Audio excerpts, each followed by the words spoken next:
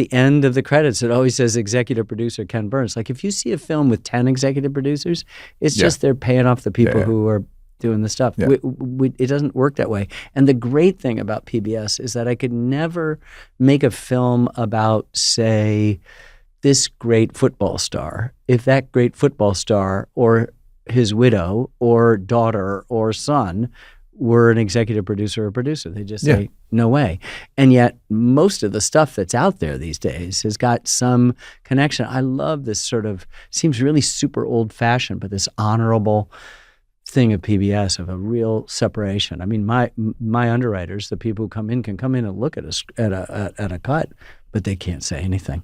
They can't say, oh, geez. My only counter argument is, if you like basketball, The Last Dance was worth Michael Jordan's, the access journalism angle out of it. I generally am with you. Like I find documentaries have gotten steadily worse as a result. I don't think that. I think I like The Last Dance a lot, and I've said some stuff not knowing about it that I think hurt the feelings of the producer and director, and so I talked to him and just said, no, I don't know that. But you don't actually know what scenes he did not want in there.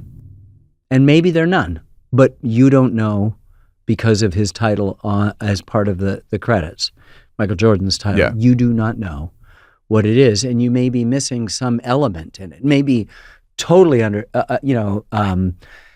totally entertaining in a way, and that's fine. But like, we can't do that. I mean, we had a review that was released a couple days ago that was excoriating us for not emphasizing more the homosexuality of Leonardo da Vinci. Mm-hmm. We gave you everything there is. Well, that's what I was going to ask you. In the public record. And we're not going to speculate any more than telling you what we know and what was going on at that time and what happened. And so you just kind of go, well, that's your thing, whatever it might be. Okay, so it raised a thing I want to talk to you about, which is, how much do you feel like it's your job to not judge or it obviously there's ways to lay things out. Yeah. So Wynton Marsalis said when we were working on Jazz, he's a dear friend now, brother. He said, sometimes a thing and the opposite of a thing are true at the same time. In our binary, our absurd assumption that everything is binary, good and bad, yes and no, us and them, gay and straight, old and young, rich and poor, male and female, whatever it is, they don't exist. Those things don't exist. And so no political argument, no argument actually ever does anything. The only thing that can do something, that is to say transform, is a good story, because a good story comes with its own inherent self-contradiction. And so what you want, what you're drawn to, what makes you say yes to something are lots of those inherent contradictions that make it so complicated. Whether it's the Vietnam War, or it's Leonardo da Vinci, or it's the American Revolution, or it's Huey Long, whatever it might be. And that when you lift your head up when the film is done, it's going to rhyme in the present, as Mark Twain would have said. I mean, it's going to just be, I used to, in every film, go out on the hustings promoting it with a stock speech. What if I told you I'd been working for many years about a film about single-issue political campaigns that metastasized with horrible unintended consequences, about the demonization of recent immigrant groups to the United States, about a smear campaign during a presidential election cycle, about a whole group of people who felt like they'd lost control of their country and wanted to take it back. You'd say, I'm talking about Now. It was a film that came out in 2011, and it was called Prohibition. Mm-hmm.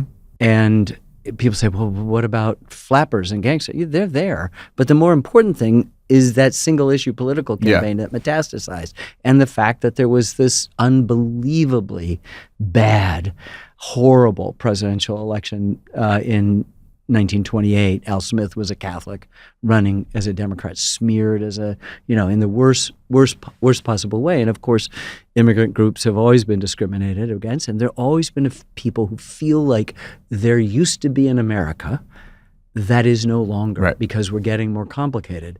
And if we can only just sort of legislate and prescribe that thing, all things will be better. And of course they won't. This is the biggest mistake we made in terms of amendments to the Constitution. The only constitutional amendment so far that pulls back rights, human rights, the only one, and the only one that's been repealed in like a nanosecond when it comes to by part 3, as I remember. By part 3, exactly. I don't want to say I'm a fan, but I broke up with a girl one time, and she said, "Good luck finding someone to watch your old man documentaries with." That's like the guy who feeds the dog the fresh pet or whatever it is stuff, and the friend thinks it's ridiculous. He's got the dog food in the refrigerator, and the friend's gone. Like. Yeah, you're sticking with the dog food. You're still here. She's long gone. Well, okay, so so you believe that it's your job to sort of lay it out with as much objectivity as you possibly can. So what? Because the thing that for the people who haven't seen it yet, Vincent had an intern, Leonardo. I'm sorry. It's a different movie. Vincent Van Gogh, tortured artist, cut off his ear. Leonardo had an intern, and he brought in when he was like 13, and then they ended up having. Well, he was an intern, then he was an apprentice, then he was. And he was a bad boy at one point. For a while, he was a bad boy, and then eventually became part of the household. And eventually, we think, but we have no proof that he became a lover. Yes. So as did another person that was in the household. And you just go, you're watching like 500 years ago. The people back then. He was arrested. Leonardo was arrested on a charge of sodomy with 4 other men or 3 other men. Somebody had made the charge, and. They got off because one of the other guys was the son of a very rich guy. Yeah. And that's what we know. This is just public record. Yeah. Leonardo he's got 4,000 pages of his codex, but they're not diaries, I feel terrible today, or I fell in love with this person, or whatever it is. So anything you want to do to extrapolate, it just means you're now subscribing to a particular theory, or in history, it's historiography, a particular fashion of historiography. It might be Freudian, it might be Marxist, it might be queer studies, it might be Afrocentrism, it might be symbolism, it might be deconstruction. At the end of the day, a good story, complicated narrative, can contain all of those perspectives and unify them. And the point I want to make more than anything is that the presumption is that you make a film that you're building something, that it's additive. It is not. It is subtractive. Like, I live in New Hampshire. We make maple syrup. It takes 40 gallons of sap to make 1 gallon of maple syrup. We are shooting at least 40 times the material that we need. And then we are, pretty quickly getting it down to, say, in Leonardo, 4-hour film, we're getting down to 8.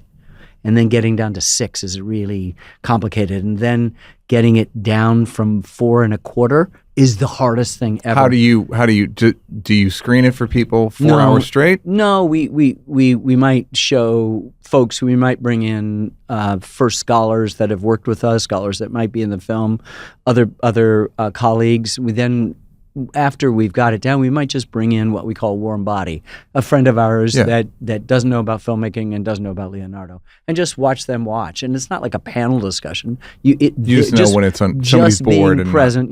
They shift their leg, they turn over. You see, whatever it is. Hey, did you like that? Did you like that? Yeah, did you like it though? You want more? Don't want to work? Would rather watch videos of me grab-assing with people? First of all, go up here to subscribe, and then go up here to watch more clips. This is like when the weatherman says there's a high pressure system coming in. I'm not really used to the green screen.